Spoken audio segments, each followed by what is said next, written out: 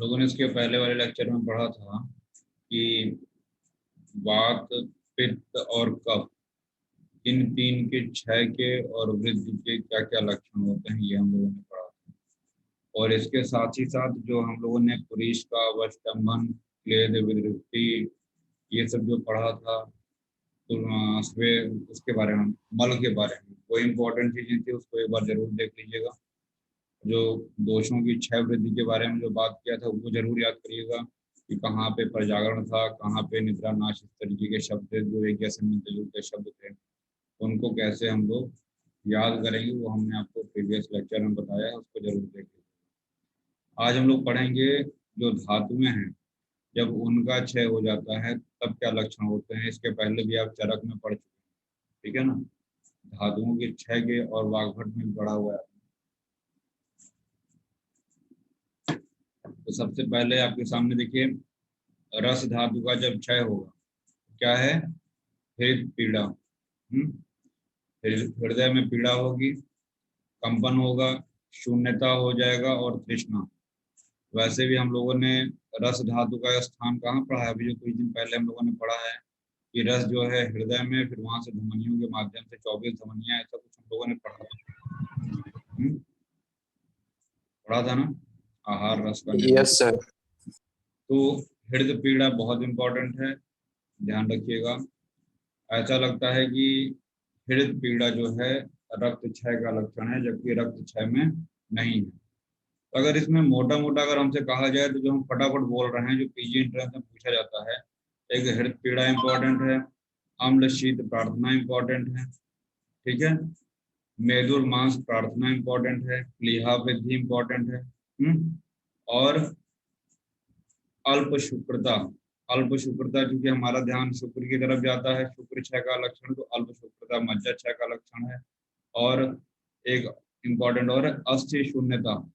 अस्थि शून्यता किसमें है, मज्जा क्षय में है। ये कुछ जो कंफ्यूज करने वाली चीजें हैं वो यहाँ पे हम लोग पढ़ेंगे, ठीक है। तो रस क्षय का लक्षण हुआ आपका हृदय पीड़ा, कंपन, शून्यता और तृष्णा। क्लियर हुआ ये। Yes sir. रक्त के लक्षण पित्त से मिलते हैं, तो यहाँ पे बस इतना याद रखिएगा कि जब रक्त का क्षय होगा तो थोड़ा सा पित्त के क्षय के लक्षण मिलेंगे, और जब पित्त का क्षय होता है तो क्या होता है, ध्यान से सुनिएगा कहाँ कंफ्यूजन होता है।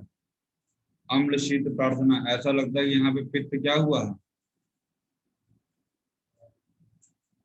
बढ़ गया है। बढ़ गया है। बढ़ गया है। ये आपका दिमाग किधर जाएगा, रक्त धातु की वृद्धि में जाएगा, क्षय में जाएगा, वृद्धि में जाएगा। वृद्धि में जाएगा। तो याद रखिएगा यहाँ पे अम्ल शीत प्रार्थना रक्त धातु के क्षय का लक्षण है, तो यहाँ पे कंफ्यूज नहीं होना, ठीक है। अम्लीय पदार्थों के और शीत पदार्थों के उसको जो इच्छा होती है रक्त क्षय में, ठीक है। और शिराओं में शिथिलता हो जाती है, ठीक है।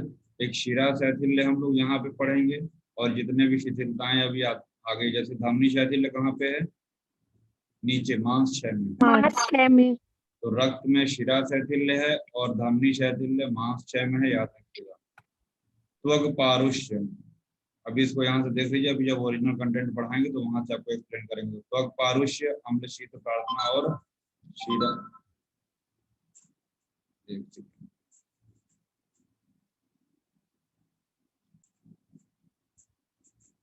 तो हृदय पीड़ा हो गया आपका। त्वक पारुष्य की बात किया मैंने। त्वक पारुष्य का मतलब क्या हुआ, स्किन थोड़ा सा रफ हो जाएगी ना, ड्राइनेस हो जाएगा। किसमें होगा, रक्त की कमी में हो जाएगा, है ना, रक्त धातु के क्षय में। अम्ल शीत प्रार्थना इंपॉर्टेंट है। शिरा शैथिल्य, धमनी शैथिल्य जो एक जैसे हैं उसको हम एक साथ याद रखेंगे।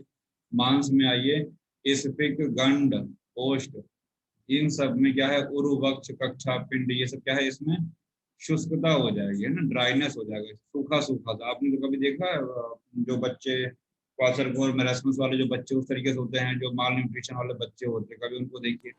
Yes sir. तो उस तरीके से कंपैरिजन करेंगे ना तो शुष्क, बिल्कुल रूखा रूखा सा, तो रुक्षिता रहेगी, है ना। तो मतलब सुई चुभने जैसी वेदना। तो कभी इतना लंबा तो मुझे नहीं लगता पीजी एंट्रेंस में पूछेगा, फिर भी आप जानते रहिए। गात्राणाम सदनम और धमनी शैथिल्य। गात्राणाम सदरम का मतलब क्या होगा? अंगों में पेन। अंग मर्द कह सकते हैं उसको, है ना, जिसको मलेज बोलते हैं, बॉडी में पीड़ा होगी इस तरीके से। कई बार पूछा गया है प्लीहा वृद्धि, तो प्लीहा वृद्धि किसका लक्षण है? मेद क्षय का। मतलब स्प्लीनोमेगेली एक तरीके से आप समझ सकते हैं। जब मेद धातु का क्षय होगा तो क्या होगा? स्प्लीनोमेगेली होगी। ठीक है। संधि शून्यता, तो तोल जो है मांस क्षय में है, और संधियों में शून्यता किसमें है? वो मेद क्षय में है।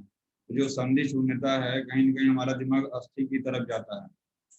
ठीक है, यस सर। तो ध्यान रखिएगा इसको। हमारा एक बार गलत हुआ था, दंत नख भंग पूछा था और हमने लगा दिया था मेद क्षय लगाया था, जहां तक मुझे याद आ रहा है।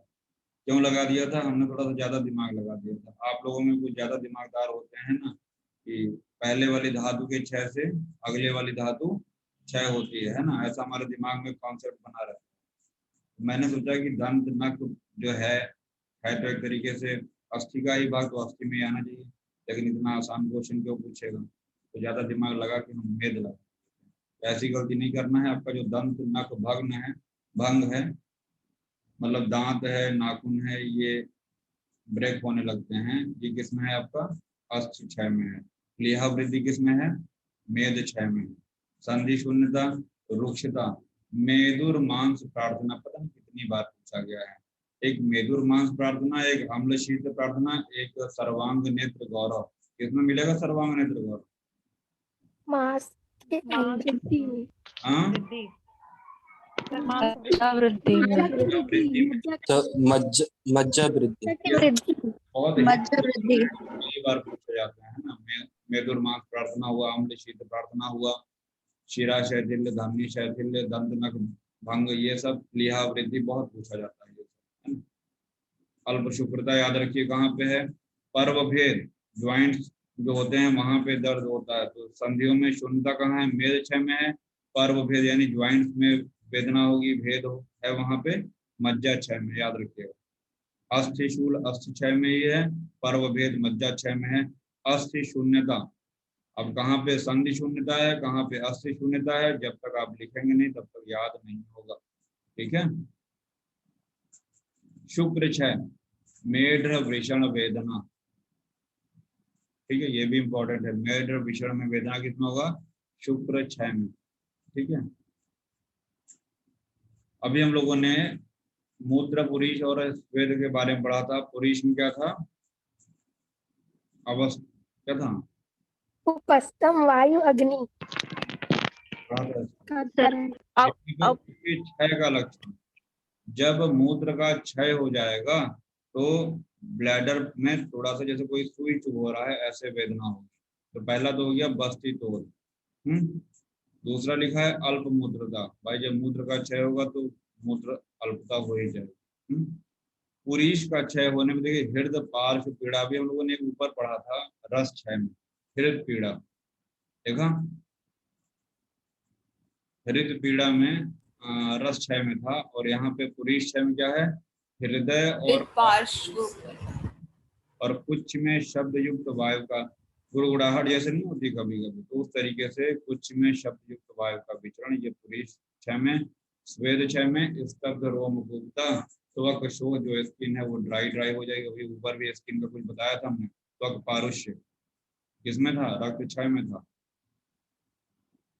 स्वेदनाश, स्वेद का क्षय हुआ तो पसीना नहीं निकलेगा। स्पर्श वैगुण्य, ओरिजिनल कंटेंट याद रखिएगा, तो ये मल क्षय के आपके लक्षण हो गए। स्तन्य आर्त, कंडरा सिरा, पता नहीं क्या क्या होता है, लेकिन यहाँ पे दो धातुओं के क्षय के बारे में विशेष रूप से सुश्रुत ने जब बताया है तो उसको हम देखेंगे। यहाँ पे आर्तव का अगर क्षय हो जाएगा तो यथोचित काल अदर्शन, जिस समय पे आर्तव आना चाहिए, जैसे 1 महीने का समय बताया गया, 28 दिन का समय बताया गया उसको साइकिल, तो प्रॉपर टाइम पे मेंस्ट्रुअल साइकिल नहीं होगी। यथोचित काल अदर्शन, अल्पता, योनि वेदना,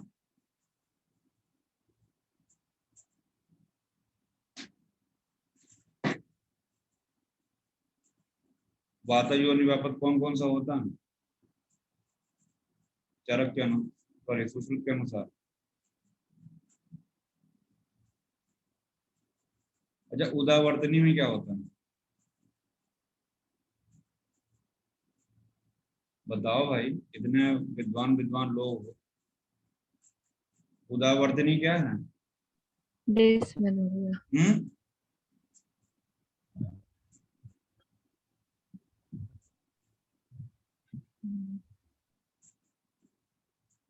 सफेनिलम डैश डैश रजः कृक्षण मुंजत, ये किसका है? ये सब भूल गए। उदावरता का। डिसमेनोरिया सर उदावर्तनी को भी कहते हैं सर। का स्टार तो किस में होता है? पढ़ो पढ़ो, नहीं उड़ा दिए जाओगे, है ना। तो यथोचित काल, अदर्शन, अल्पता, योनि वेदना, और चिकित्सा क्या करते हैं आर्तोक्षय में? आग्नेय द्रव्य, बहुत इंपॉर्टेंट है, पूछा जाता है कि आर्तोक्षय की चिकित्सा क्या है? आग्नेय द्रव्यों का प्रयोग करते हैं और शोधन चिकित्सा करते हैं। समझ में आया कि नहीं? आर्तोक्षय में क्या करेंगे? संशोधन। पढ़ने का मन नहीं है क्या? आग्नेय द्रव्य चिकित्सा। और शोधन। आर्तव सौम्य है कि आग्नेय है? आग्नेय है। आग्नेय। गणेश। आग्नेय है। क्या हो रहा है? तो सामान्य विशेष सिद्धांत यहाँ लगेगा कि नहीं लगेगा? फिर नहीं लगेगा। तो आर्तव का क्षय हो रहा है तो आग्नेय द्रव्य का प्रयोग करेंगे वहां पे। फिर इसके बाद अगला है स्तन्य क्षय। स्तनों का आकार छोटा, स्तन्य अल्पता। मैंने आपको स्तन्य और स्तन में डिफरेंस बता रखा है। और यहाँ पे क्या करेंगे स्तन्य क्षय में? जब दूध की कमी हो जाएगी तो श्लेष्म वर्धन, अगर कौमार व्रत आपने पढ़ा होगा तो वहां पे ये चीजें आपको बताई गई होंगी कि स्तन्य क्षय की कंडीशन में क्या क्या देते हैं। तो कफ को बढ़ाने वाले द्रव्यों का प्रयोग करते हैं कहाँ पे? स्तन्य क्षय में। आग्नेय द्रव्य कहाँ देंगे? आर्तव आर्तक्षय। और श्लेष्म वर्धन कहाँ पे देंगे? स्तन्य क्षय। स्तन्य क्षय में। अब गर्भ क्षय, गर्भ क्षय आपने पढ़ा हुआ है, प्रसूति में पढ़ा हुआ है गर्भ क्षय, है ना। स्पंदन न होना, वहां पे गर्भ में वो जो होता है स्पंदन नहीं होता है, या कुक्षी का आकार जो होता है, जो फंडल हाइट बताया गया है कि इस हफ्ते में इतना, इस हफ्ते में इतना, तो जो फंडल हाइट होता है वो बढ़ता नहीं है। तो ये दोनों, जो स्पंदन का ना होना और कुक्षी का ना बढ़ना, ये किसका लक्षण हो गया? गर्भ क्षय का लक्षण। तो गर्भ क्षय यहीं पे बताया है, सुश्रुत में, याद रखिएगा। और चिकित्सा क्या है? क्षीर बस्ती का प्रयोग, मोस्ट इंपॉर्टेंट। गर्भ क्षय में क्षीर बस्ती और मेद्य अन्न का प्रयोग बताया है। फिलहाल अभी जितना हमने आपको यहाँ से बताया है, ले चलते हैं आपको नोट्स की तरफ, फिर हम वृद्धि को पढ़ेंगे।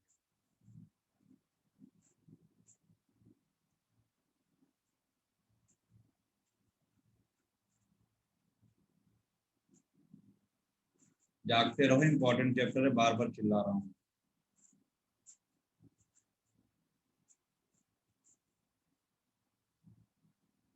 ये सब हो चुका था ना। पुरीश उपस्तंभ, वायु अग्निधारणम च, बस्ति पूर्ण विक्लेद कृन्मूत्रम, ये सब पढ़ा चुके हैं।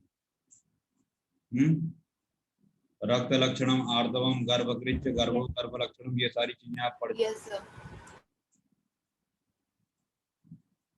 नहीं रिवाइज किया होगा। ये बाद अच्छा ये भी बता चुके हैं, मंद चेष्टा, अल्पवाक, प्रहर्षो। Yes sir. क्या होता है? सर मलों के प्राकृत कर्म तक बता दिए थे आप। मलों के प्राकृतिक कर्म बताए थे, ये भी बताया था, जो हम पढ़ा रहे हैं ये भी पढ़ाया। Yes sir. वात क्षय का, पित्त क्षय का, कफ क्षय का लक्षण यहाँ से हम बता चुके थे। अभी संधि क्षय। धातु क्षय से। संधि Yes, sir. शैथिल्य किस धातु के क्षय में पढ़ा अभी?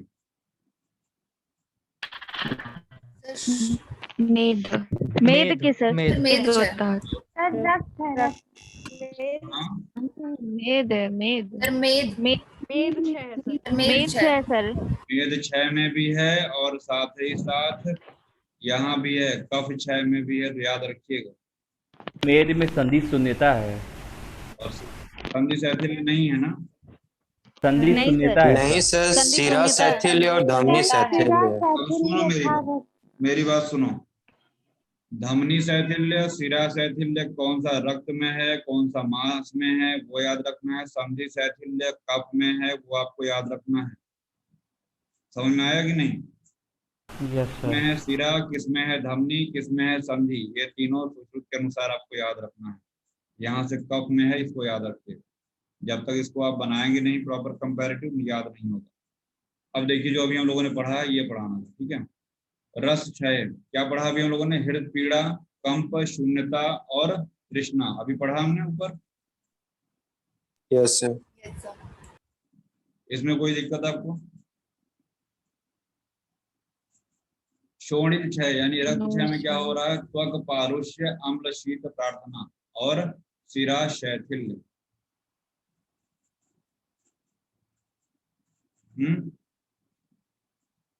मांस क्षय में मैंने बता दिया आपको।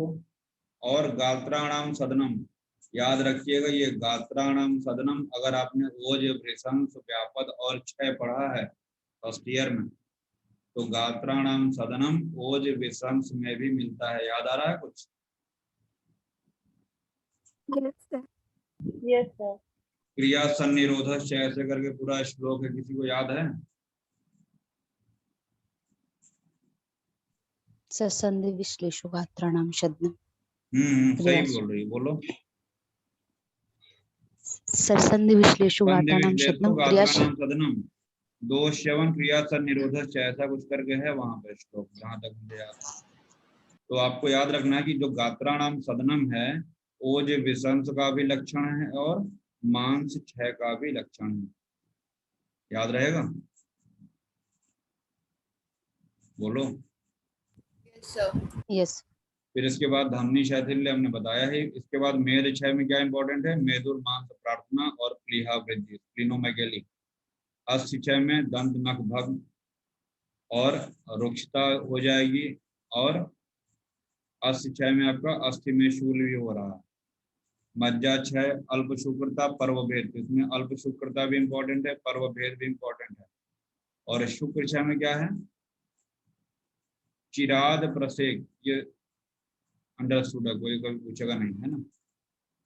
इसके बाद समझ में आया? आगे बढ़े कि नहीं? तो अभी बताया है वही Yes, sir. Yes sir. Division हुआ एक तरीके से।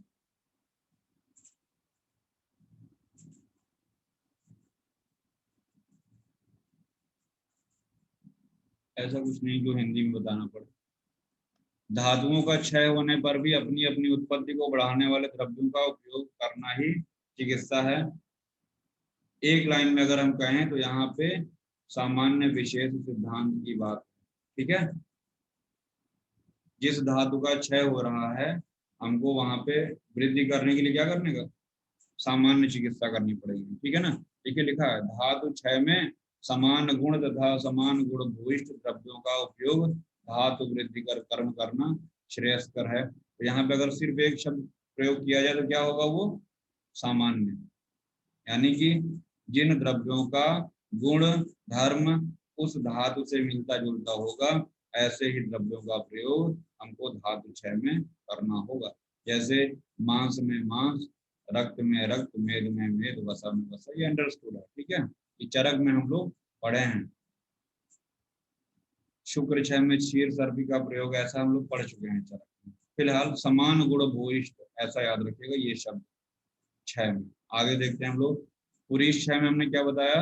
हृदय पार्श्व पीड़ा, अभी बताया ना ऊपर, हृदय पीड़ा रस क्षय में था और हृदय पार्श्व पीड़ा पुरीश क्षय में। स शब्दस्य च वायु ऊर्ध्वगमनम, शब्द के साथ जो अपान वायु है ऊपर की ओर गति करेगी। अपान वायु का मार्ग क्या है? अधोगति होता है, लेकिन यहाँ पे जो वायु है जो ऊपर की ओर गति करने लगेगी, प्रतिलोम गति। अनुलोम और प्रतिलोम आप जानते हैं, वायु का अनुलोमन होना, प्रतिलोमन होना, ये सब जानते हैं। तो शब्द के साथ वायु ऊपर की ओर गति करेगी। और मूत्र क्षीणता में क्या होगा? ब्लैडर में जैसे कोई सुई चुभ हो रहा है और मूत्र कम आएगा। और क्या बताया हमने आपको? स्वेद क्षय में स्तब्ध रोमकूपता, इंपॉर्टेंट है ये। जो रोमकूप होते हैं, है ना, वो बंद हो जाते हैं, स्तब्ध हो जाते हैं, ब्लॉक हो जाते हैं, और जो स्किन होती है वो ड्राई हो जाती है। स्पर्श वैगुण्य का मतलब क्या कहेंगे?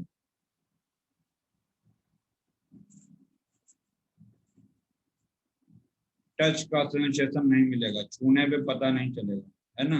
Yes sir. या तो पता नहीं चलेगा या हल्का हाइपरस्थेसिया क्या होता है?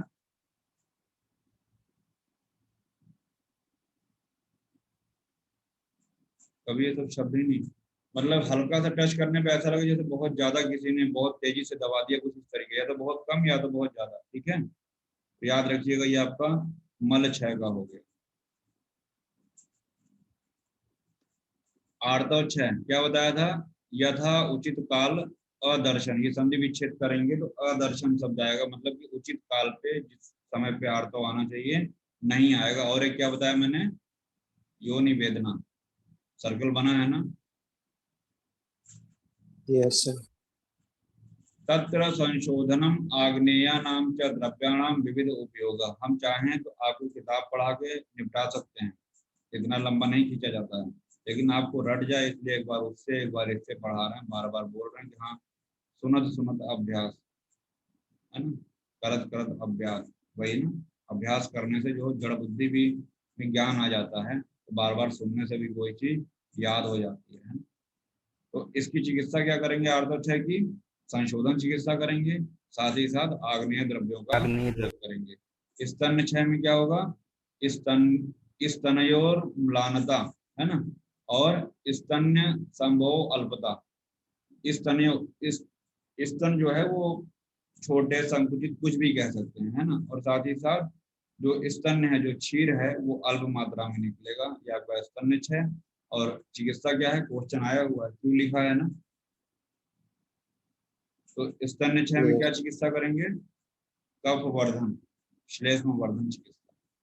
गर्भ क्षय में गर्भ स्पंदन नहीं होगा, अनुन्नत कुक्षता, यही जो है ना, जितना कुक्षी का जो फंडल हाइट होनी चाहिए, फंडल हाइट प्रॉपर नहीं होगा, वीक के अकॉर्डिंग फंडल हाइट नहीं होगा, तो वही अनुन्नत कुक्षिता है। ठीक है, तत्र प्राप्त बस्ती कालाया क्षीर बस्ती प्रयोग आया ना? क्या करेंगे यहाँ पे? क्षीर बस्ती, क्षीर बस्ती का प्रयोग करेंगे। साथ ही साथ ये भी पूछा गया है, क्वेश्चन लिखा हुआ है, यानी आया हुआ है कि गर्भ क्षय में चिकित्सा क्या करेंगे? क्षीर बस्ती का प्रयोग, और साथ ही साथ मेध्य अन्नपान का प्रयोग करेंगे। फटाफट रिवाइज करिए तुम, फटाफट 2-3 श्लोक जो भी ऊपर बताया, फटाफट ऊपर खींच के रिवाइज करिए।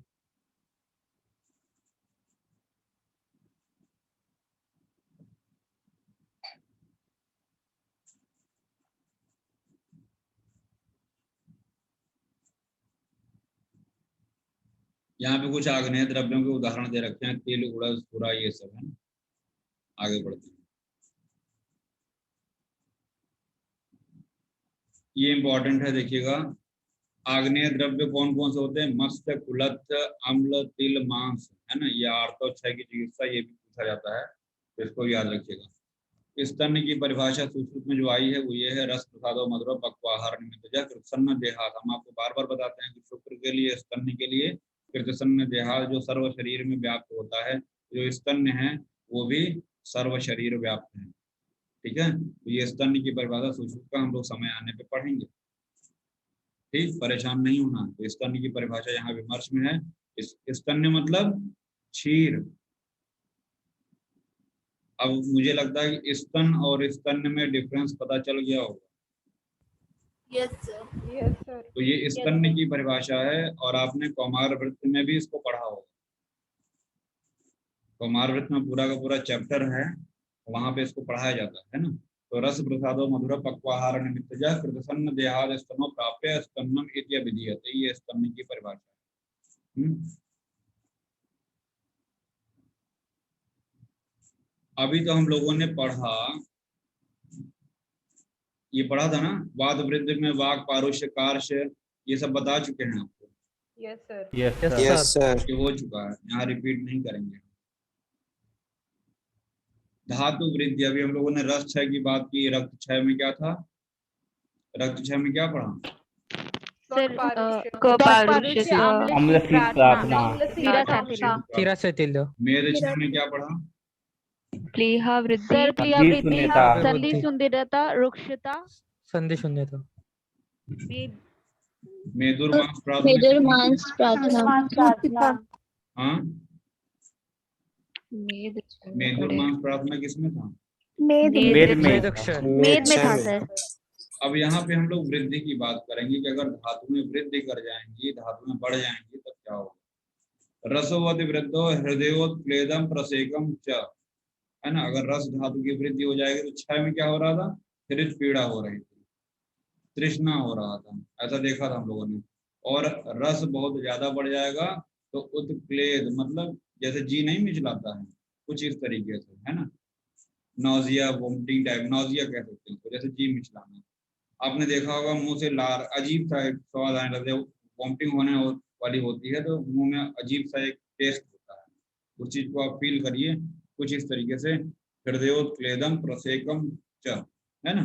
तो ये आपका रस के अधिक वृद्धि होने पे ये लक्षण मिलते हैं। रक्त वृद्धि हो जाएगा तो क्या होगा, रक्तांगाक्षिताम शिरा पूर्णत्वम च, अति वृद्ध रक्त होने पे शरीर के अंग एवं नेत्रों में लालिमा। रक्त रक्त अंग अक्षिता, रक्त मतलब लाल हो जाएंगे, क्या लाल हो जाएगा, अंग और अक्षिता यानी कि नेत्र, ये सभी क्या हो जाएंगे, लाल वर्ण के हो जाएंगे, है ना, रेडनेस हो जाएगी। और शिरा पूर्णत्वम, शिराओं में क्या भरा रहेगा, जब ब्लड बढ़ जाएगा तो क्या भरा रहेगा, ब्लड भरा रहेगा, तो उसी रक्त से शिराएं पूर्णतः भरी हुई रहेंगी। बात समझ में आई। Yes sir. Yes sir. तो शिरा पूर्णत्वम पूछा जाता है। फिर आगे बढ़िएगा थोड़ा सा, मांस में स्फिक गंड ओष्ठ उपस्थ ये सब वृद्धि कर जाएंगे। वहां पे शोष करके था ना क्षय में, यहाँ पे क्या है, वृद्धि कर जा रहे हैं, है ना। और गुरु गात्रता, है ना, गुरु गात्रता मतलब शरीर भारी बना जाएगा, हैवीनेस हो जाएगा, शरीर भारी हो जाएगा, है ना। यहाँ तक कुछ पूछना है तो बताओ, फिर मेज में पढ़ेंगे। नहीं सर। आगे बढ़ा जाए। Yes sir. जो मेद वृद्धि है उसमें थोड़ा सा मुझे लगता है कि अपर रेस्पिरेटरी ट्रैक्ट थोड़ा सा इन्वॉल्व हो जाता है, तो कास और श्वास उसमें लिखा होगा, देखिए आया है। Yes sir. तो मेद बढ़ने पे कहीं न कहीं स्निग्धता बढ़ेगी, क्योंकि मेद का लक्षण किसके समान होता है, कफ के समान होता है, सिमिलरिटी होती है कहीं न कहीं, होता है ना। यस। और हम लोगों ने अभी 2 दिन पहले भी वो लाइन हमने चरक की बोली थी, कफ वातात्मक पित्त स्थान समूह, याद रखिएगा यहाँ पे कास और श्वास ये लिखा हुआ है ना। और आपको पता है जिसका मेद बढ़ा होगा, है ना, फैट बढ़ा होता है तो दुर्गंध बहुत आती है। मेद वाले व्यक्ति में देखिएगा पसीना उसका दूर से बदबू करता है ना, दौर्गंध। स्निग्धता रहेगी क्योंकि कफ का भी गुण होता है स्निग्ध और मेद का भी होता है, ठीक है ना। और क्या है, आपने देखा होगा फैट बढ़ जाता है तो जैसे पेट साइड साइड से लटका लटका सा रहता है, देखा है कभी ऐसे मोटे लोगों को। यस हाँ सर। सर देखा है।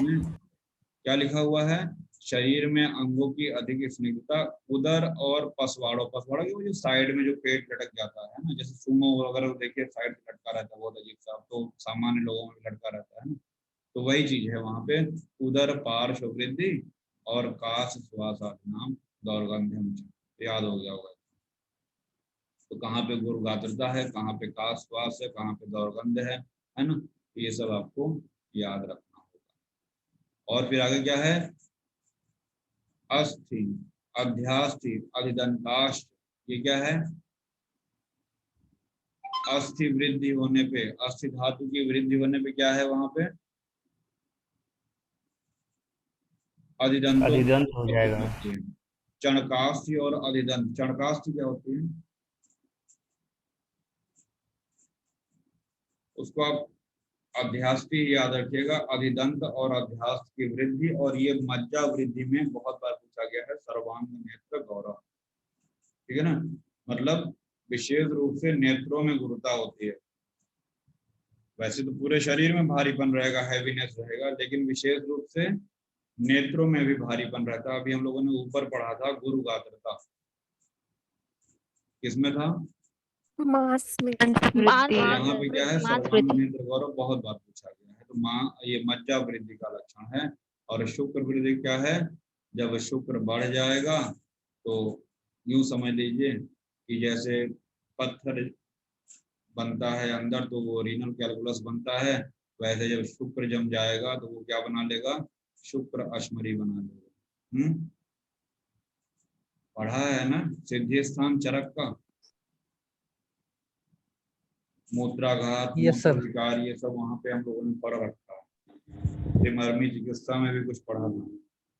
तो जो पढ़ लेते हैं उसको भूलने के लिए नहीं पढ़ते हैं, उसको लाइफ लॉन्ग याद रखते, जिससे आगे अगर कभी उसका रेफरेंस दिया जाए तो मुंह बना के ना बैठ जाएंगे। अब यहाँ पे हम लोगों ने पढ़ा कि पुरुष 6 में क्या हो रहा था, वायु का ऊर्ध्वगमन हो रहा था, गुड़गुड़ाहट हो रही थी, हृदय शब्द पार्श्व पीड़ा। ऐसा हो रहा था। अब पुरुष की Yes, वृद्धि हो जाएगी तब क्या होगा, आटोप कुछ शूलम च, आटोप होगा, वहां स शब्द था, यहाँ पे आटोप शब्द है ना, और कुक्ष में शूल होगा। ठीक है, याद रखिएगा, कुक्ष में शूल होगा। और मूत्र की वृद्धि होने पे मूत्र वृद्धि मुहुर्मुहु प्रवृत्ति, कॉमन सी बात है। जब मूत्र बार बार वृद्धि हो जाएगी, मूत्र वृद्धि मतलब मूत्र के फॉर्मेशन बढ़ जाएगा, जल्दी जल्दी अगर मूत्र बनेगा तो बार बार जाने की प्रवृत्ति होगी, वही यहाँ लिखा है। और साथ ही साथ बस्ती तोद होगा और आधमान। अब आधमान कहाँ पे है, आटोप कहाँ है, ये आपको याद रखना होगा। ठीक है, आधमान किसमें है, सर बस्ती में। मूत्र वृद्धि। मूत्र में। मूत्र में सर। हाँ, हाँ सर और मूत्र। आटोप आपका पुरुष वृद्धि में है। पुरुष। और स्वेद वृद्धि में क्या है, दुर्गंध बढ़ जाएगा, कंडू यानी ईचिंग भी होगा, है ना, त्वचा से दुर्गंध आएगी और कंडू। तो दुर्गंध 2 जगह हम लोगों ने पढ़ा, कहाँ कहाँ, मेद मेद वृद्धि और और स्वेद वृद्धि। स्वेद वृद्धि में। हाँ याद रखना, याद रखना। ऊपर क्या छूटा था भाई, कुछ छूटा था क्या ऊपर, मुझे लग रहा छोड़े तो नहीं कुछ। No sir. सब तो हो गया मेरे ख्याल से।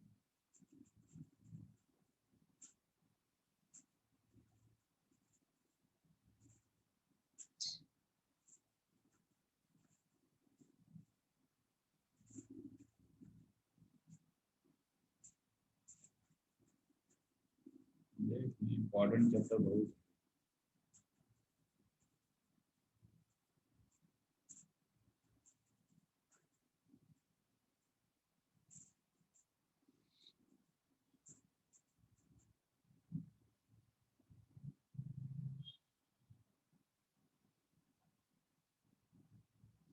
हाँ, अभी हम लोगों ने आर्तव 6 के बारे में पढ़ा था। क्या था आर्तव 6 में, योनि वेदना हो रही थी। यथाउचित काल अदर्शनम। और यहाँ पे देखिएगा आर्तव वृद्धि में क्या होगी, अंग मर्द। जैसे मान लीजिए आर्तव बढ़ गया है, आर्तव अगर बढ़ जाएगा, यूं समझ लीजिए कि मेनोरेजिया हो गया है ना, बहुत ज्यादा अगर ब्लीडिंग हो रही है तो वहां पे अंग मर्द होगा। और अति प्रवृत्ति, आर्तव की अति प्रवृत्ति है और दौर्गंध है यहाँ पे। तो 3 लक्षण है। पहला क्या है, अंग मर्द, अति प्रवृत्ति और दौर्गंध। ठीक है, नहीं समझ में आया। Yes sir. हाँ sir. Double AD, A for अंग मर्द, दूसरे ए से अति प्रवृत्ति, डी से दौर्गंध है। ये डबल एडी जो है आपका आर्तव वृद्धि का लक्षण है। और अगर आपका स्तन जो है, यहाँ पे अगर स्तन की बात हो रही वो वृद्धि कर जा रहा है तो अधिक वृद्ध स्तन, स्तनों में स्थूलता, बार बार दूध की प्रवृत्ति और शोध, सुई चुभने जैसी वेदना होती है ना। कभी कभी किसी माँ में आपने देखा है कि जब बच्चा दूध नहीं पी पाता है या किसी समस्या की वजह से स्तन का फॉर्मेशन तो होता है बट बच्चा उसको नहीं ले पाता है, तो वहाँ पे सुई चुभने जैसी वेदना होती है, कभी कभी असहनीय दर्द होता है ना।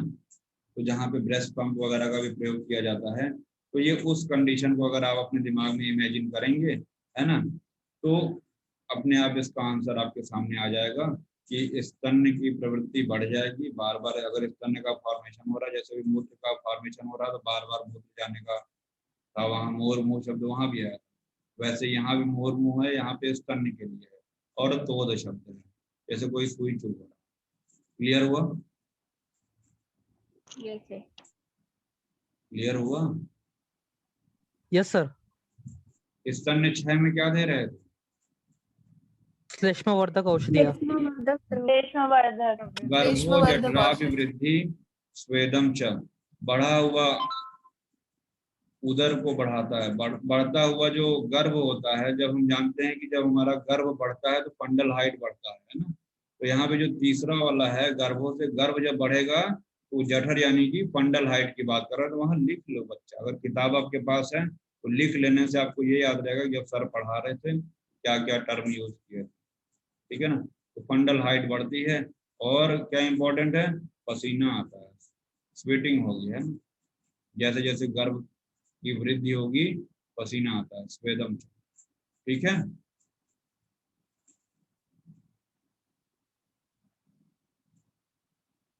बोलो। Yes sir. 23 sir. नंबर श्लोक पढ़ो जरा, इसका मतलब बताओ क्या है।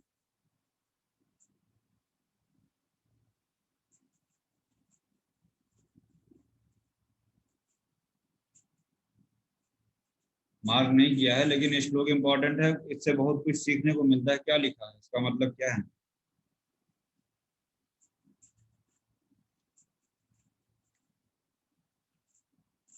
नहीं बताओगे। सर बताएं। हम्म, सर मतलब कह रहा है पहले की धातु बढ़ने से बाद की धातुएं बढ़ती हैं। यस सर, एक धातु आगे वाली धातुओं का पोषण करती अभी है। रसाद रकम तो मांसम जो है ना, अगली धातु यस सर। यस सर, वही है। हम लोगों ने पढ़ रखा है। यानी कि आहार रस जो ग्रहण करते हैं, आहार जो ग्रहण करते हैं उससे रस, फिर रक्त, फिर मांस, फिर मेद, फिर अस्थि और मज्जा और शुक्र ऐसे बनता है। आगे की धातुएं क्रमशः बनती हैं। वो धातु पोषण न्याय हम लोगों ने पढ़ रखा है। उसमें अग्नियों का प्रभाव होता है, धात्वाग्नि है, जठराग्नि है, भूताग्नि है, सबकी क्रिया होती है। तो ये कहीं ना कहीं ये श्लोक उसको इंडिकेट करता है। और ओज क्या है, हम लोग बार बार पढ़ते हैं कि इन सभी धातुओं का जो सार भाग है उसको ओज कहा है। सुश्रुत ने ऐसा आप लोगों ने कई बार पढ़ा है, लेकिन सुश्रुत ने कहाँ बताया है वो आपके सामने अब आ रहा है सूत्र 15 के 24वें श्लोक में। बल लक्षणम बल क्षय लक्षणम च ऊर्ध्वम उपदेक्ष्यामः, है ना। अब इसके अंतर बल लक्षण तथा बल क्षय लक्षण का वर्णन करेंगे। अभी तक आपने धातुओं, उपधातुओं, दोषों के बारे में और बल के बारे में पढ़ा। अब आगे बल की बात करते हैं। लेकिन शरीर का बल है क्या, ओज। अगर हम बल की बात करें, और एक और क्या है, प्राकृतस्तु बलम श्लेष्मा विकृतम मल उच्यते, ये किसने कहा है, किसके लिए कहा है। सर शरीरस्थ प्राकृतिक श्लेष्मा शरीर का बल होती है सर, ये पढ़ा था। ऐसा सबको पता होगा ना, जो हमारे शरीर की जो श्लेष्मा है वो प्राकृतिक अवस्था में हमारे शरीर का बल है, ये भी इनको पता है। तो आगे बढ़ने से पहले ये दो चीजें ध्यान रखिएगा। एक तो ये जो प्राकृतिक बलम श्लेष्मा विकृतम मल उच्यते, मतलब अगर जो आपका श्लेष्मा है विकृत अवस्था में है तो वो मल कहा जाएगा। और दूसरी बात, जो सभी धातुओं का सार भाग है वो ओज है। तत्र रसादिनाम, रस आदि, रस से पहली धातु, आदि से बाकी की 6 धातुएं हो गई। तत्र रसादिनाम शुक्रांतानाम, रस से लेके शुक्र तक जो भी धातुएं हैं, यत परम तेज, है ना, उनका जो उत्कृष्ट सार भाग है ना, जो निचोड़ है, जो सार है, उसको क्या कहते हैं, ओज कहते हैं। और अपने शास्त्र के परिभाषा के अनुसार उसी का दूसरा नाम क्या है, बलम इति उच्यते, उसी को क्या कहते हैं, बल कहते हैं।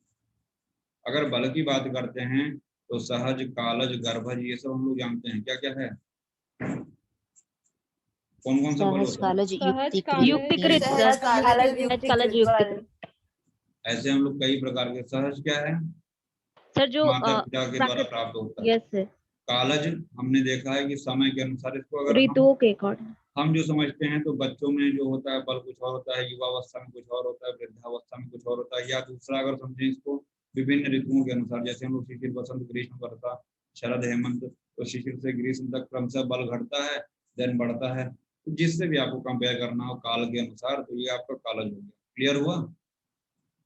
सिर्फ ऋतुओं के अनुसार ही नहीं, बाल्यावस्था में बल कुछ और होता है, अभी तो काल ही है। युवावस्था में बल कुछ और होता है, वृद्धावस्था में बल कुछ और होता है। और Yes, लास्ट में क्या है, Yes, sir. युक्तिकृत, जो हम लोग युक्तिकृत। औषधियों के रसायन के सेवन के द्वारा जो हम लोग अपना इम्यूनिटी, जैसे वैक्सीनेशन वगैरह भी हो रहा है, तो ये सब किस में आ जाएगा, युक्तिकृत। युक्तिकृत। युक्तिकृत। ठीक है, ये तो विभिन्न प्रकार के बल की बात हुई जो आपको वर्बली पता होना चाहिए।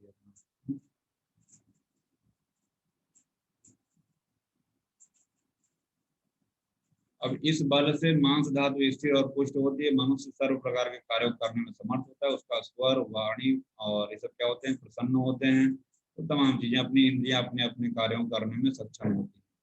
अब इसके बाद क्या है, 26वें श्लोक में ओज के बारे में कह रहे हैं। हम लोग जानते हैं कि ओज कैसा है, सोमात्मकम। ओज कैसा है, सोमात्मक, सोमात्मकम। Shom. और स्निग्ध है, शुक्ल है, शीत है, स्थिर है, सर है, विविक्त है और मृदु, मृत्सनम च प्राणायतनम उत्तमम। प्राणायतनम उत्तमम बस्ती को भी कहा गया है, तो वही हमने ऊपर लिख दिया है, बस्ती। बस्ती को भी क्या कहा गया है, प्राणायतनम उत्तमम। कहाँ कहा गया, किसी को कुछ याद है, पढ़ चुके हो? चरक में। हाँ सर, चरक पृथ्वी में। में कहा गया। चरक सूत्र 29। चरक सिद्धि। हाँ, तो प्राणायतनम उत्तमम बस्ती को भी कहा गया है और ओज को भी कहा गया है। तो ओज जो है सोमात्मक है, सौम्य है, स्निग्ध है, शुक्ल है, शीत वीर है ना, शीतम, शीत वीर है, और सरम, प्रसरणशील है, विविक्त अर्थात श्रेष्ठ गुणयुक्त। विविक्त का मतलब यहाँ पे गुण में श्रेष्ठ है, कोमल है, पिछिल है ना। मृत्सनम को अगर हम कहें तो कोमल है ना, पिछिल, और प्राणों का उत्तम आधार है। मनुष्य का सर्व अवयव युक्त शरीर इस ओज से व्याप्त रहता है। इस ओज का शरीर में अभाव हो जाने से मनुष्य की देह नष्ट हो जाती है। तो 26 और 27 श्लोक बहुत इंपॉर्टेंट है। ऊपर की छोड़ दिए तो एक बार ले चलते हैं। प्रथमे जाते ही ओजा शरीरे अस्मिन शरीरणाम, क्या है ये, कहाँ का है, पूछ का निर्माण है। हाँ? हमने आपको बताया क्रिया होगा, ये ओज का है सर, क्रिया से। हाँ, समल वर्ग लिखा हुआ है। अगर हम सर्पी, म से मधु और ल से क्या बोलेंगे, लाजा। सर्पी, मधु, लाजा, ये क्रमशः क्या है, ओज के, व फॉर वर्ण, र फॉर रस और ग रस। फॉर गंध। गंध। वर्ण, रस, गंध को पता करने का जो ट्रिक क्या है, वो समल वर्ग, याद रहेगा। Yes sir. समल Yes, sir. वर्ग पूछा जाता है कि ओज का गंध कैसा है। अब हमको वहां पे मधु, सर्पी और लाजा में कंफ्यूजन हो जाता है कि कौन गंध था, कौन रस था, कौन क्या था। तो समल वर्ग अगर याद रहेगा तो सर्पी, मधु और लाजा, वर्ण, रस और गंध। आगे बढ़ते हैं।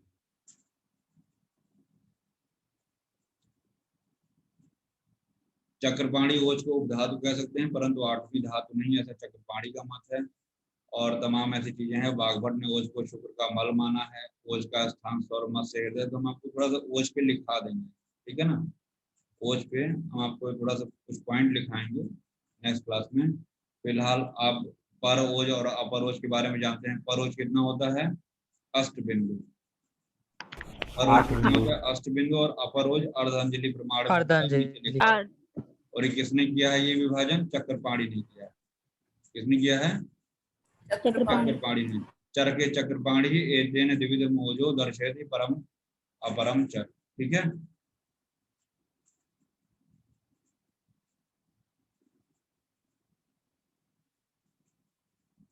और ये आपको पता होना चाहिए, ओजसो 10 गुणा, याद आ रहा है ये। गुरु शीत मृदु लक्षण बहुलम मधुरम स्थिरम Yes, sir. विक्षितम, यस सर। जो 10 Yes, sir. गुण सबको याद होगा। और ये सारे के सारे जो 10 गुण हैं किसके समान हैं, ओज की। लगभग दूध के समान हैं, लगभग हमने Yes, sir. आपने बताया भी था। और 10 के 10 विपरीत किसके हैं, विष Sir, के। विष के। विष के हैं। विष के।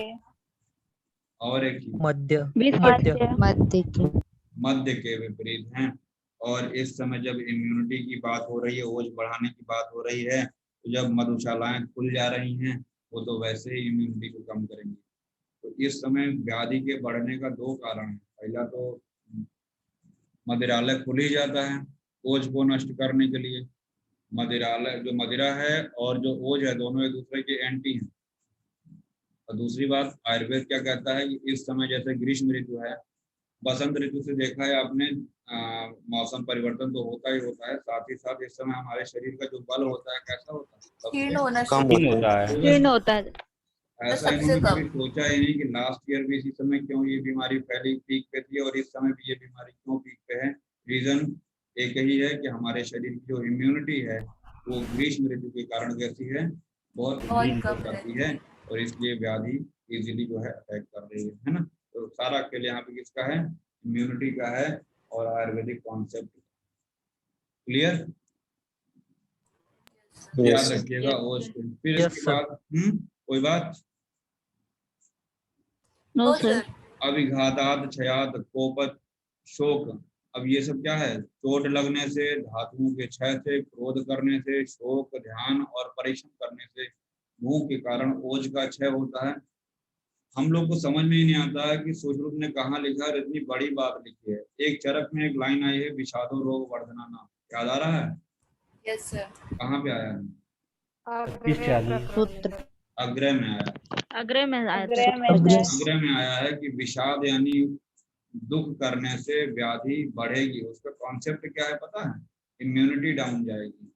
अगर आप दुख करते हैं, शोक में जाते हैं, तो कहीं न कहीं हमारे शरीर की जो इम्यूनिटी है, जो रोग प्रतिरोधक क्षमता है, वो घटेगी और व्याधि बढ़ेगी। और उसी चीज को सुश्रुत ने यहाँ पे एक्सप्लेन किया है। अभिघात से कहीं चोट लग जाए, चाहे वो दिल का चोट हो, चाहे बाहरी चोट। आजकल चोट भी दो तरीके के होते हैं, एक अंदरूनी चोट लगती है, रोज ब्लॉक और अनब्लॉक का खेल होता है, लास्ट सीन का खेल चलता रहता है। एक अभिघात वो भी है, तो उससे भी इम्यूनिटी, वो अगर हो जाए तो फिर आदमी शोक में भी चला जाएगा। है अभिघातात क्षयात कोप। कोप मतलब क्या हुआ? तो सर भाई, क्रोध। क्रोध करने से। तो क्रोध करने से भी आपका जो ओज है वो कम होगा। अगर ओज की बात कर रहे हैं तो हम किसकी बात कर रहे हैं? इम्यूनिटी की बात कर रहे हैं, व्याधि क्षमत्व की बात कर रहे हैं।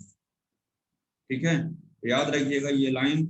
मुझे लगता है कि ये लाइन हम लोग को अपनी लाइफ में आत्मसात करना चाहिए। अभिघातात क्षयात कोप शोक, है ना, इन सभी से क्या है। और भूख के कारण क्षुधा को, वेग अगर हम रोकते हैं तो उससे भी ओज का क्षय होता है, ध्यान रखिएगा। इस तरह वायु से प्रेरित तेज धातु ग्रहण स्थान अर्थात हृदय और धमनियों से निकलकर प्राणियों को अपने प्राकृतिक कार्यों से वंचित कर देता है। पहली लाइन बहुत इंपॉर्टेंट है। तो ओज क्षय के यहाँ पे कितने कारण लिखे हैं मैंने? 7 कारण। 7. याद रहेगा। आगे बढ़िए। अब यहाँ पे देखिएगा, संधि विश्लेषो गात्राणाम सदनम दोष च्यवन क्रिया सन्निरोधश्च विषम से। आपने ओज विशंस पढ़ा होगा, व्यापक पढ़ा होगा, और ओज क्षय के बारे में पढ़ा होगा। पढ़ा है सबने? Yes sir. यही वो श्लोक है 29 जिसमें कि ओज विशंस व्यापद और क्षय तीनों के बारे में लिखा है। तो संधि विश्लेष, संधियों का विश्लेष मतलब डिसलोकेशन हो जाना, है ना। तो ज्वाइंट्स हैं वो डिसलोकेट कर जाती हैं, किसमें? जब ओज का विश्रांस होता है। पूछा जाता है, बहुत पूछा जाता है। विशंस व्यापद क्षय धुआंधार क्वेश्चन बनता है। तो संधि विश्लेष किसमें है? गात्राणाम सदनम, हमने अभी आपको मांस क्षय में भी बताया था। दोष च्यवन, है ना, वादादि दोषों का अपने स्थान से, च्यवन मतलब वाद का, पित्त का और कफ का अपना अपना एक प्राकृतिक मतलब स्थान बताया गया है शरीर में, वो अपने स्थान से हट जाते हैं, है ना, मूव कर जाते हैं। ये किसका लक्षण है? ये विश्राम से। याद रहेगा। श्लेष में वृद्धि में भी आया था संधि विश्लेष।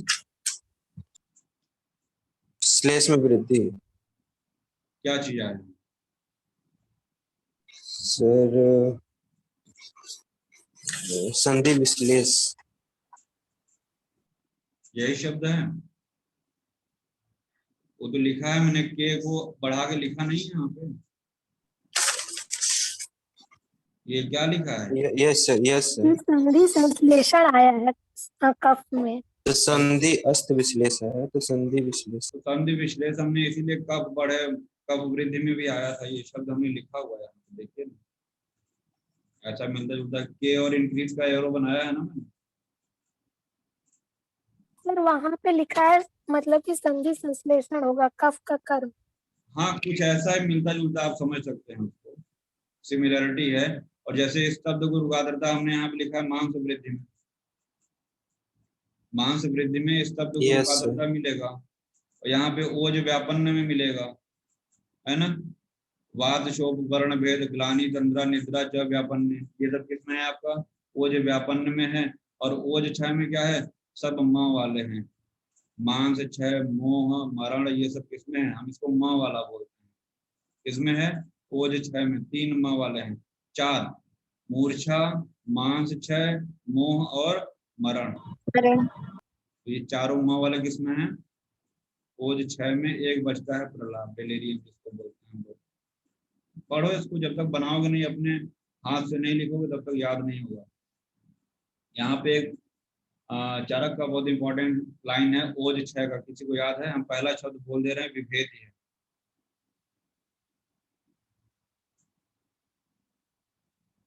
विभेद दुर्बलो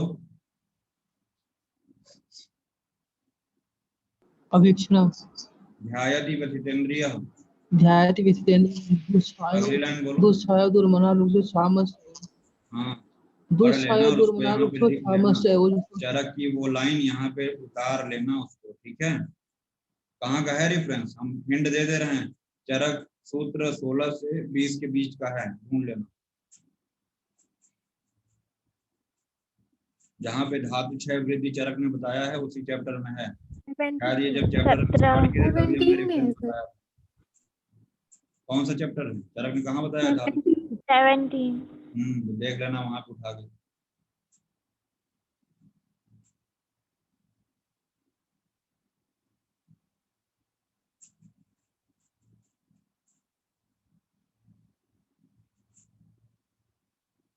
तो व्यापद विशंस और क्षय ये बल के 3 दोष कहे गए हैं। अगर ओज के या बल के दोष पूछे जाए तो कितने हैं, 3। कौन कौन से, विशंस व्यापद और क्षय। ज्यादा हो रहा है, अभी तो आधा ही घंटा हुआ, 1 घंटा हुआ। विश्लेष साधव गात्राणाम दोष विश्रंसनम समः अप्राचुर्य क्रियाणाम बल विश्रंस लक्षणम, बहुत बार पूछा गया है। व्यापद विश्रंस और क्षय के बारे में मैंने बताया। अंग या संधियों का विश्लेष, डिसलोकेशन तथा उनमें पीड़ा, वातादि दोषों का स्थान भ्रष्ट होना, थकान, ज्ञानेन्द्रिय कर्मेंद्रिय का मल मूत्र श्वास रक्त संवहन आदि क्रियाओं की प्रवृत्ति न होना, ये सभी बल विश्रंस के लक्षण हैं। ध्यान दीजिएगा, ओज विश्रंस और बल विश्रंस का लक्षण सुश्रुत ने अलग अलग बताया। समझ में आया बात।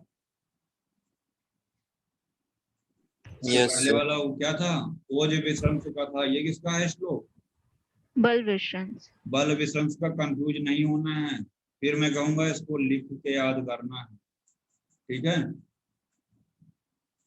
अप्राचुर्य क्रियाणाम मतलब कि किसी भी क्रियाओं की प्रवृत्ति नहीं होती है, जितने भी सिस्टम है हमारी बॉडी के वो काम नहीं करते हैं, तो ये बल विश्रांस का लक्षण है, इसको याद करिए, है ना, इम्पोर्टेंट है ये।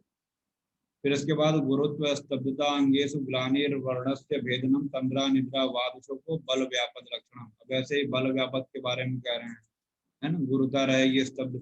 अब एक तरफ ओज विश्रंस व्यापद और क्षय के बनाना, दूसरी तरफ बल विश्रंस व्यापद को बनाना, ठीक है, तभी याद होगा।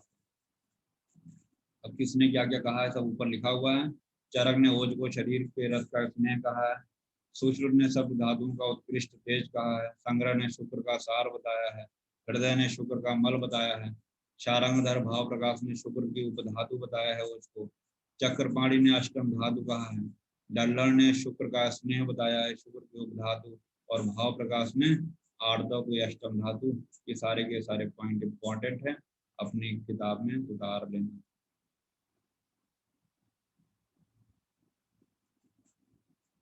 विशंस और व्यापक की अवस्थाओं में विशेष क्रियाओं से जो शरीर बल दोष और अग्नि के विपरीत रोगी के बल को बढ़ाना चाहिए। ओज क्षय की क्षीण संज्ञा वाले रोगी की चिकित्सा नहीं करना चाहिए, यानी जिसका ओज क्षय हो गया है तो ऐसे रोगों की चिकित्सा भी नहीं करनी चाहिए। पढ़ लेना इसको, बहुत पूछा जाता है। ओज विश्रंस व्यापद और क्षय के लक्षण।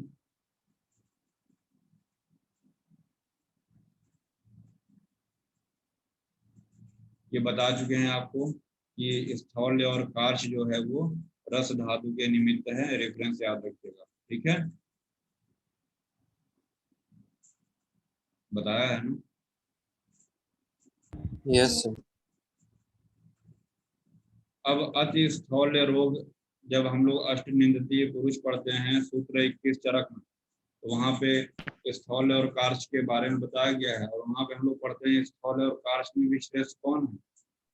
निद्रा।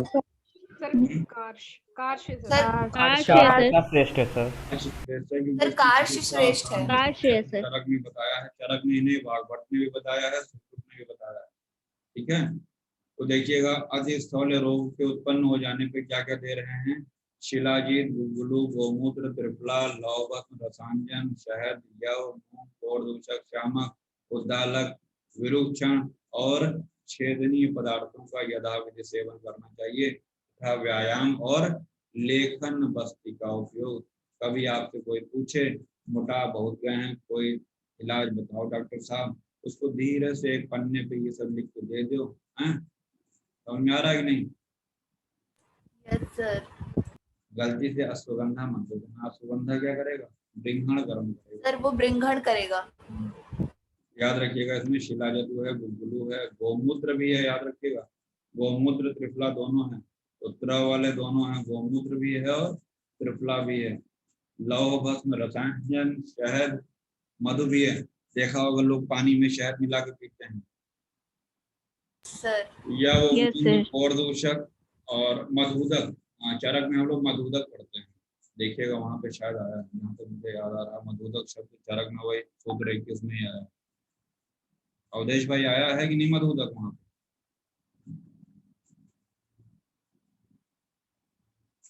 Yes sir. जाग रहे सो रहे? आज कम लोग हैं, सबको उड़ा देंगे। उद्दालक अन्न जब हम लोग पढ़ते हैं अग्रय में, तो उद्दालक अन्न विरोचनीय नाम याद आ रहा है, अग्रय में पढ़ते हैं हम लोग। और गवेधु क्या था वहां पे? Yes sir. कर्षणीय नाम। तो उद्दालक अन्न विरोचन करता है और गवेधु कर्षण करता है, तो वही उद्दालक यहाँ पे है। कोर दूषक शामक उद्दालक कहीं न कहीं विरोचन करेगा। जब रुक्षता आएगी तो स्थूलता कम होगी, क्योंकि स्थूलता कहीं न कहीं मेद की वजह से है। मेद कफ की वजह से स्निग्धता के विपरीत हमको रुक्षता लाना होगा। इसीलिए कोर दूषक शामक उद्दालक ये सब क्या है? रुक्षता को बढ़ाने वाले हैं। समझ में आया?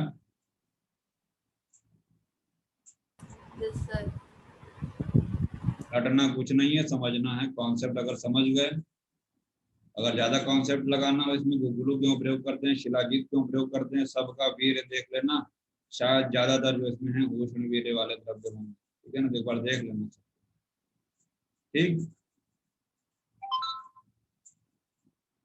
और उष्ण वीर्य वाला द्रव्य क्या करेगा? कफ को कम करेगा, मेद को कम करेगा, सर विलयन करेगा। और एक लेखन बस्ती था। लेखन मतलब स्क्रैपिंग, जैसे खुरचना है ना, तो लेखन बस्ती जैसे करता है। ये सब ध्यान देना। और कार्श अगर हो गया बहुत दुबला पतला है, देखिए यहाँ पे अश्वगंधा आया, मिला कि नहीं मिला? Yes sir. Yes sir. अपने से ज्यादा दिमाग मत लगा देना कौन सा किसमें है, याद रखना उसमें खाली दो चीजें हैं, एक तो आपका गुगलू था और दूसरा क्या था? शिलाजीत था। ठीक। यहाँ पे क्या है? क्षीर का कोली, अश्वगंधा, विदारी गंधा, शतावर है और शतावरी बला। सर यह दोनों में आया हुआ है। कौन से? सर यही काश में भी आया है और अति स्थौल में भी आया है। यह कौन सा?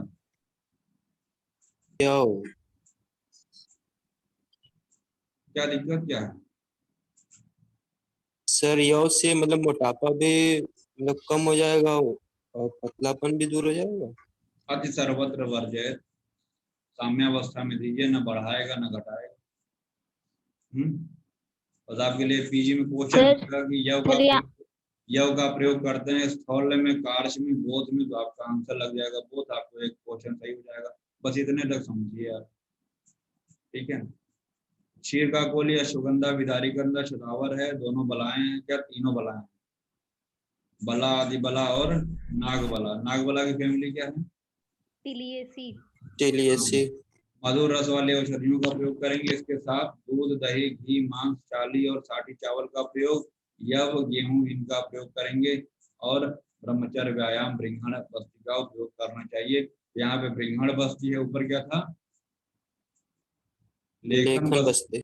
लेखन बस्ती। पढ़ लेना इसको, ठीक है, पढ़ लेना भाई, हमको नहीं पढ़ना, हम पढ़ चुके हैं। एक होता है स्थौल, एक होता है कार्श, एक होता है दोनों के बीच का, है ना। तो जो बीच वाला है, ऐसे मध्य शरीरी मनुष्य का हितकारक आहार विहार द्वारा सदा रक्षण करना चाहिए। मतलब वो जैसा है वो अपना हितकारी आहार विहार का सेवन करता रहे और स्वस्थ बना रहे। तो जो मनुष्य दोनों प्रकार के साधारण द्रव्य अर्थात न अधिक रूक्ष न अधिक ब्रिंघण द्रव्यों का सेवन करता हो, यानी कि जो इक्विलिब्रियम बना के चलता हो, है ना, समान मात्रा में धातुओं की वृद्धि या पोषण करता है, सम धातु होने से मध्य शरीर वाला और सर्व प्रकार की चेष्टाओं को करने में समर्थ होता है, क्षुधा, पिपासा, शीत, उष्ण, वर्षा को सहन करने वाला होता है, बलवान होता है, ऐसे को मध्य शरीर वाला कहा गया है। न तो ज्यादा स्थौल है न तो ज्यादा कार्श है, वो बीच वाला है। ठीक है, नीचे देखिएगा, अधिक स्थूल और अधिक कृश मनुष्य सदा अति गर्हित माने गए हैं, किंतु मध्य शरीर का मनुष्य श्रेष्ठ है। चरक में क्या बोला है? कार्श श्रेष्ठ है, लेकिन सूत्र में किसको श्रेष्ठ बताया है? मध्य शरीर को श्रेष्ठ। मध्य शरीर। देखिए यहाँ पे दोनों की परिभाषा आई है, वाग्भट में क्या बोला है और चरक में क्या बोला है, और सूत्र का तीनों एक ही जगह देखिए आ गया। ठीक है, चरक में क्या है? स्थौल कार्श्य वरम कार्श्य। स्थौल और कार्श्य में श्रेष्ठ कौन है? कार्श्य है।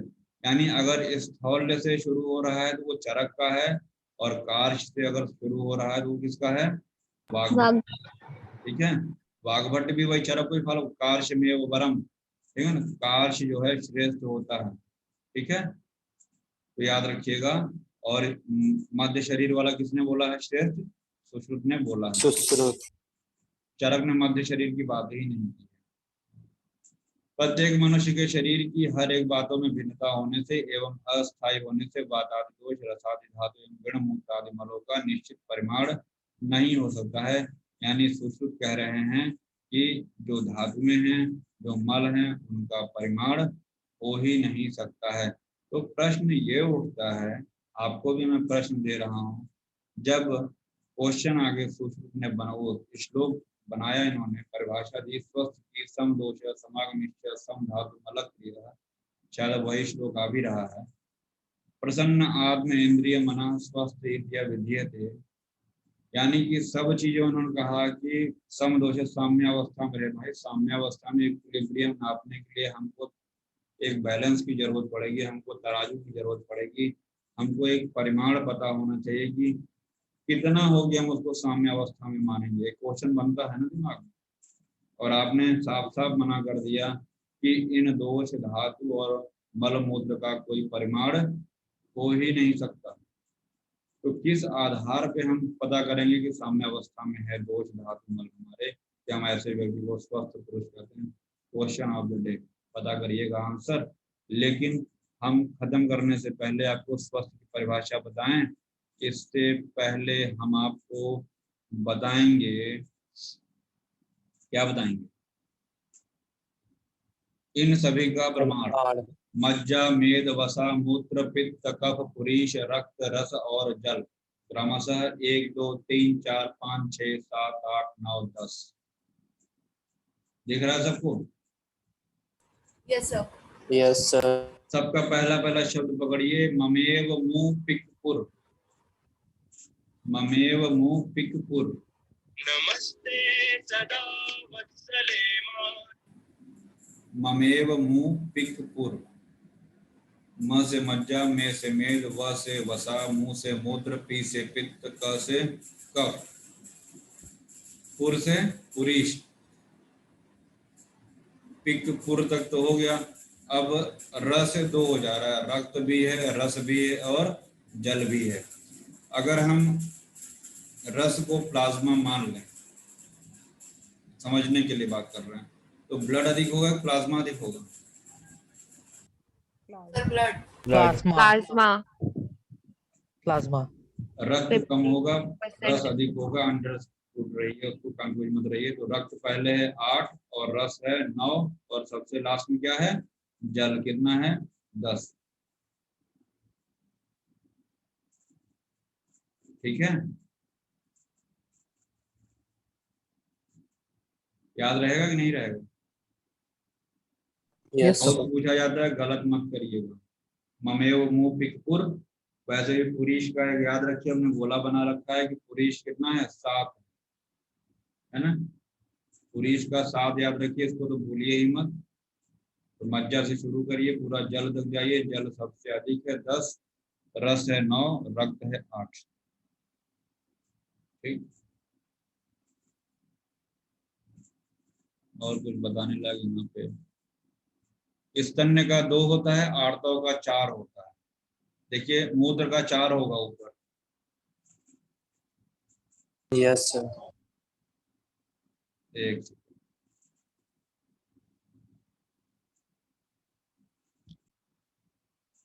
भेल ने शुक्र और मस्तिष्क 1 अंजलि बताया है। काश्यप ने ओज और श्लेष्मा को 6 अंजलि बताया है।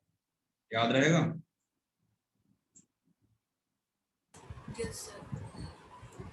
अब इसके बाद 48 श्लोक, जो इस चैप्टर का मुझे लगता है सबसे इंपॉर्टेंट श्लोक है। स्वस्थ की परिभाषा इतनी इंपॉर्टेंट परिभाषा है जो WHO ने स्वस्थ की परिभाषा अपनी हेल्थ की दी थी। Health is a state of complete physical, mental, social well-being, not merely absence of disease or infirmity। पहले ये WHO ने ये हेल्थ की परिभाषा बताई थी, लेकिन उन्होंने बाद में उसमें स्पिरिचुअल शब्द जोड़ा, और शायद सब कुछ जो जोड़ा उन्होंने मेंटल जोड़ा, शायद मेंटल भी नहीं था। मेंटल और स्पिरिचुअल किस आधार पर जोड़ा उन्होंने? आयुर्वेद को देख के। क्योंकि आयुर्वेद में कहा गया है कि शारीरिक स्वास्थ्य के साथ साथ मानसिक स्वास्थ्य भी जरूरी है। जरूरी नहीं कि हम टेम्परेचर चेक कर रहे हैं नॉर्मल है, हम पल्स देख रहे हैं नॉर्मल है, और मन में बुरा बात चल रहा है, बिल्कुल घबराया हुआ है, उसके चित्त स्थिर नहीं है, तो क्या हम ऐसे व्यक्ति को स्वस्थ कहेंगे? पता ही नहीं कहेंगे। आयुर्वेद कहता है कि फिजिकल हेल्थ के साथ साथ मेंटल हेल्थ भी बहुत आवश्यक है ना। और मानसिक स्वास्थ्य के लिए ही हमारे यहाँ कौन सी चिकित्सा बताई गई है? सत्वजय चिकित्सा। तो पहला ही जो हाफ है, समदोष समाग्निश्चय समधातु मल क्रिया। दोष, अग्नि, धातुएं ये और जो मल हैं ये सभी इक्विलिब्रियम में साम्यावस्था में होने चाहिए। न तो उनका क्षय हो न ही उनका वृद्धि हो, इक्विलिब्रियम में हो, साम्यावस्था में हो। साम्यावस्था का मतलब ये है कि जो प्राकृतिक धातु, प्राकृतिक मल, प्राकृतिक दोष के कर्म बताए गए हैं, विकृत नहीं प्राकृतिक, अगर वो प्रॉपर अपना फंक्शन कर रहे हैं तो साम्यावस्था में है। अगर क्षय की अवस्था दिख रही है, अगर आपको वात क्षय के लक्षण मिल रहे हैं, पित्त क्षय के लक्षण मिल रहे हैं, कफ क्षय के लक्षण मिल रहे हैं, रस, रक्त, मांस, मेद, इन सभी धातुओं के क्षय के लक्षण जो ये आप लोगों ने पढ़े वो दिखाई दे रहे हैं, मतलब कि कहीं न कहीं ये इक्विलिब्रियम में साम्यावस्था में सम नहीं है और वो डिजीज कंडीशन आ चुकी है। तो हमारा उद्देश्य क्या रहता है? आपने कभी देखा है? या भी क्रिया भी जानते शरीरे धातवः क्या है?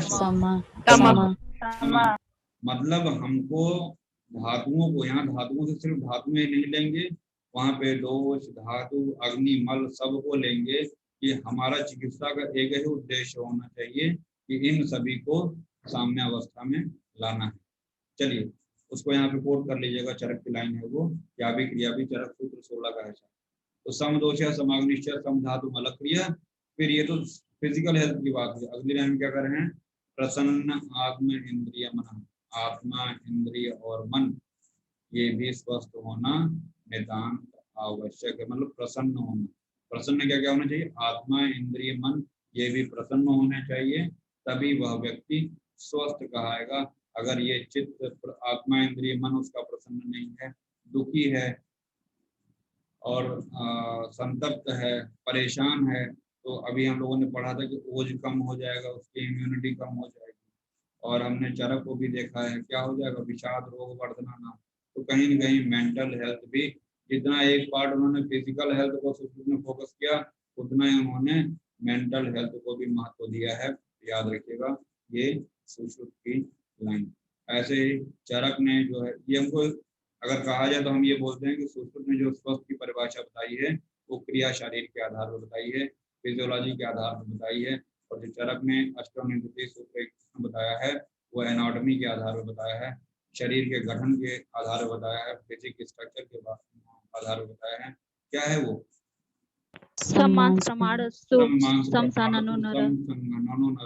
दृढ़ इंद्रिय। वहां पे देखिए सेकंड लाइन में, वहां पे मानसिक स्वास्थ्य की बात कर रहे हैं। सम मांस प्रमाणस्तु, यहाँ पे सम मांस से हम अन्य धातुएं भी लेंगे। मांस आदि धातु में साम्यावस्था में होनी चाहिए। सम संघननो नर, हमारे जो बॉडी का जो संघनन होता है, जैसे देखा आप जिम जाते हैं उसमें अपना बॉडी एकदम फिट रखने का प्रयास करते हैं, एक जो संघनन होता है उसका वो प्रॉपर बनाए रखते हैं, मसल्स वगैरह बनाए रखते हैं। तो मतलब सम मांस प्रमाणस्तु सम संघननो नर दृढ़ इंद्रिय विकाराणा, इंद्रियां उनकी दृढ़ होनी चाहिए, है ना, विकार रहित होनी चाहिए। दृढ़ इंद्रिय विकार ना बले ना भी। ठीक है, इसको हम लोग देखेंगे, एक बार क्विक रिवीजन करेंगे कल। बाकी जितना हमने पढ़ाया है ये चैप्टर बहुत इंपॉर्टेंट है, इसको पढ़ लीजिएगा। अगला चैप्टर हम लोग कर्ण बंधन, कर्ण वेधन और बंधन पढ़ेंगे दोनों। ठीक है, 16वां चैप्टर अगले क्लास। ठीक, रिवाइज जरूर करिए, बहुत इंपॉर्टेंट है। और कल मिलते हैं।